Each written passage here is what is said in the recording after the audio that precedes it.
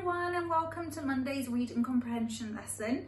Now this week we are going to be reading through a poem together called The Shady Character.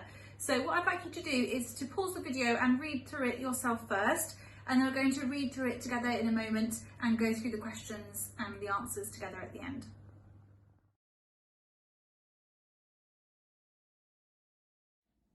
Okay, so hopefully you've had a go at home reading through this on your own, and now we're going to read it through together. So just like we would in reading comprehension lessons, you can try and read along with me at home. The Shady Character. There's a shady character following me. Who can the shady character be? He silently slithers, dresses in black. He's normally hiding behind my back.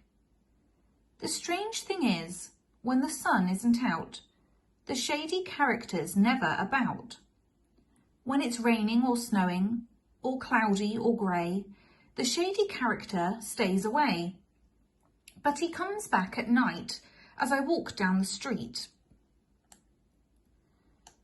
Sometimes long, sometimes short, sometimes under my feet. Passing from streetlight to streetlight, I find he's sometimes in front of me, sometimes behind. There's a shady character following me. Who can the shady character be? Okay, and then you've been given several questions about the poem, so I'd like you to pause the video now and have a go at answering them yourselves, and then we'll go through the answers together at the end.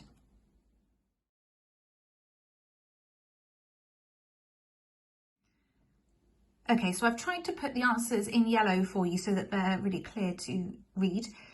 So for number one, what is the shady character? Hopefully you've put the person's shadow, and it's important that you've got that apostrophe in there as well, a possessive apostrophe, to show that the shadow belongs to the person. On to number two, it said to draw lines to match the description. If you didn't have this printed off, then you could have just written it down. Don't worry if you haven't got the sheet in front of you. As long as you've matched them up like this, so silently slithers, it tells us that it makes no noise. It dresses in black. It tells us it is dark. And it's sometimes long, sometimes short, shows us that it changes in size and shape. Okay, on to number three. The poem says that sometimes the shady character is not there.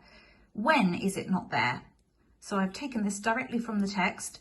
So it's not there when the sun isn't out, when it's raining, snowing, cloudy or grey. And on to part B, why is it not there? So obviously when the sun isn't out, when it's raining or snowing, there's no or there's very little light, which means that there's no shadow being formed. On to number four. The poem mentions some of the places the shady character can be found. Which of these are mentioned? So for 2 marks, we had to give 2 answers. One of them was under his feet and behind his back. And for number 5, there's a shady character following me. Who can the shady character be? The poet repeats these 2 lines at the end of the poem, but why? You had kind of a multiple choice thing there, and the answer is C, to show that he still doesn't really know the answer. So he's trying to make the reader think about it again. Who could it be? Okay, and on to number 6. The poet makes the shady character seem a bit scary. How does he do this? Explain your answer as fully as you can using the poem to help you. And this was worth 2 marks. So I've put here 3 different examples of possible answers. So as long as you've put one of these, then that's great. So an example would be that it says the character is shady and it's following him around, and that's quite scary, isn't it? It comes back at night, and often scary things happen at night and are around at night time. And it makes it sound something horrible when it says it slithers.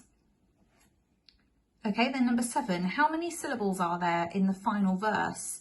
So if we have a look back here, so this is the part we should have been looking at.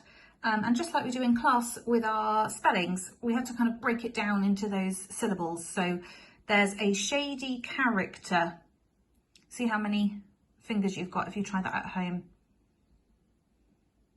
I make out that as 7. Following me. See if you can break that up. I've made that 4. Who can the shady? Try and break that into syllables. Maybe put your hand under your chin like we would with our spelling. And hopefully you've got 5. And then character B. Hopefully you've got 4. So I added that together to make 20 syllables in the final verse. Number 8 says, what are 2 words that rhyme in this poem? So I've highlighted those in yellow, and there's lots to choose from. So, you know, you've got me, be, black, back, out, about, grey, away, street, feet, and then me and be again at the end there. And then finally, it's asked you to draw a picture to summarise this picture. So to try and think about what you imagine when you read through this poem. So think about the emotions that they're trying to make us feel, and how you can kind of put that forward with your picture. So these would be really great to send in to us. I'm sure Miss Pearson would love to see them as well. So use the class email and send over the picture that you've drawn from reading this poem. Well done for today's hard work, guys, and I will be back tomorrow with your writing lesson. Bye!